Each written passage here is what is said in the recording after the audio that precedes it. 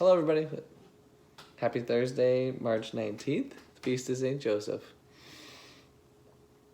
Hope you had a good day, as we are now a few days into this craziness. But I wanted to just take a moment here to share a little reflection on this idea of who this man was in Joseph, the spouse of Mary, and the foster father, the father of Jesus.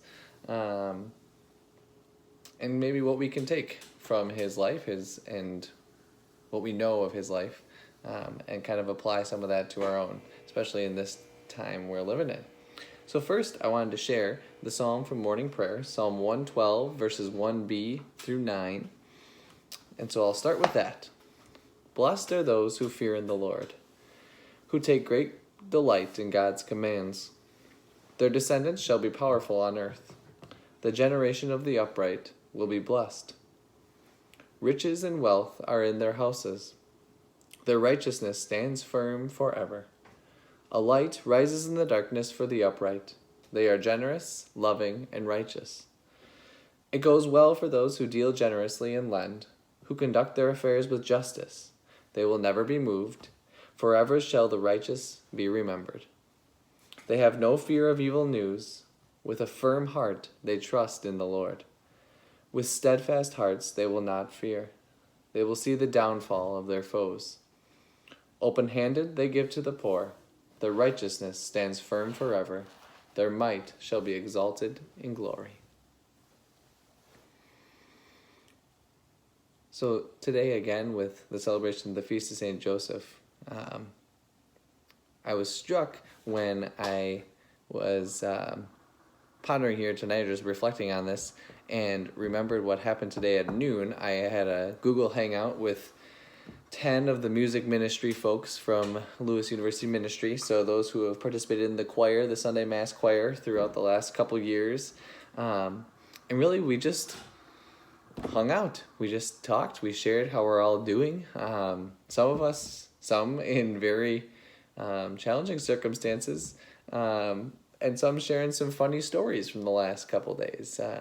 But really, I was struck by the feeling I had when everybody popped on, and it was like we were together.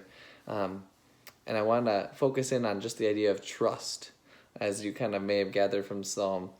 But it was really striking as I then thought about it tonight, the amount of trust that I have with those students, and I feel like is present among us all.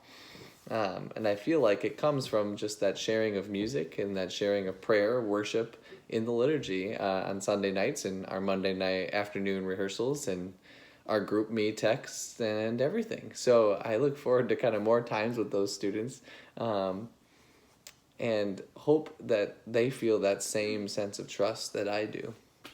And so to kind of bring it back to Joseph, if we recall quickly the story when Joseph finds out Mary is pregnant.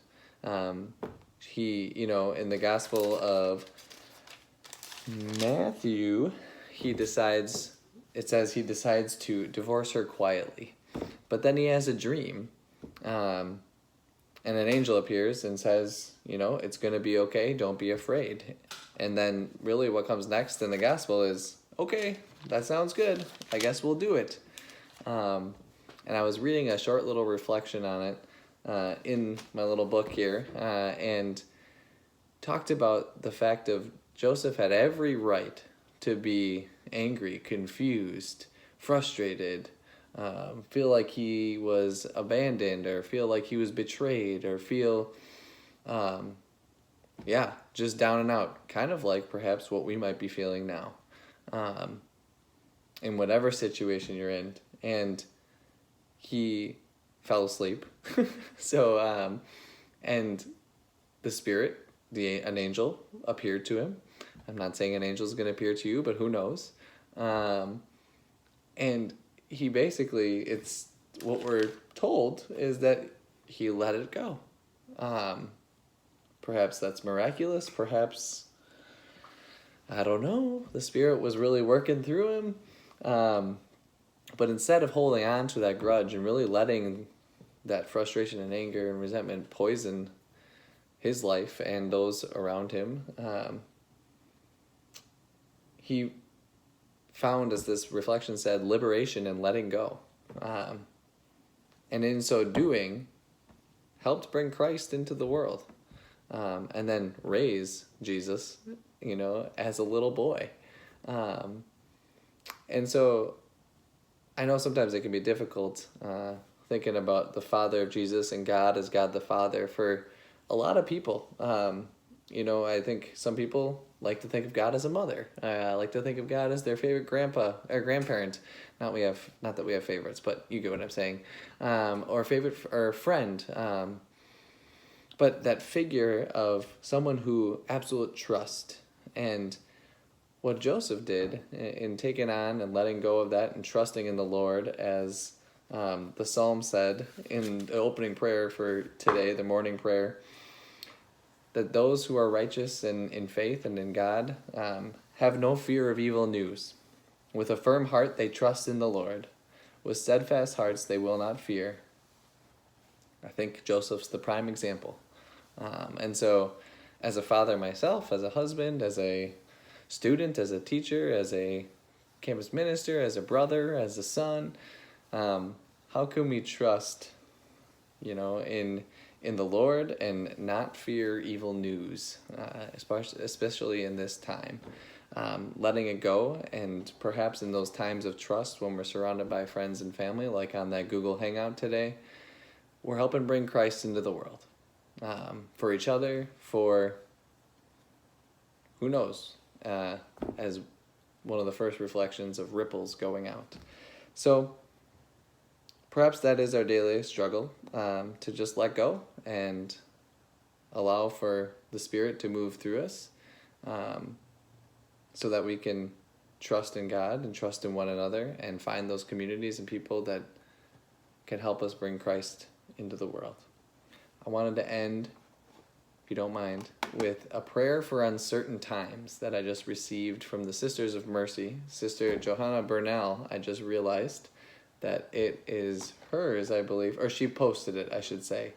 Who I actually know Sister Johanna, but Sister Cynthia Surjak, it looks like. I don't know if that's how you pronounce her last name, but Sister Johanna, that was a previous article, I guess. But a prayer for uncertain times.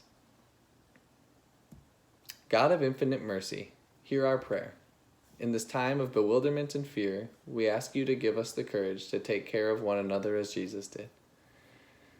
For those who are ill, especially those who are frightened and alone, for those who cannot access health care, for those who are homeless and lost, hear our prayer. In the midst of our sadness and grief, we ask you to give us words to comfort one another. For those who are dying and for those who have already died from this virus, for those who tend them and for those with no one to tend them, hear our prayer. In the midst of our own anxiety, we ask you to give us the courage to support one another as you would. For those who are unexpectedly unemployed, for employers who share what they can, for our government and financial institutions, and those who lead them, for students and faculty and staff who are now without a semester face-to-face, hear our prayer. In the midst of our struggle to ensure a healthy future for all who live on this planet, we ask you to give us the hope that surpasses our current understanding. For healthcare workers, spiritual leaders in our faith communities, for artists and poets, for prophets and teachers, hear our prayer. In the midst of our growing awareness that all life on earth is connected, we ask for the heart to respect and cherish all life, that all peoples recognize that we are all your children. Hear our prayer.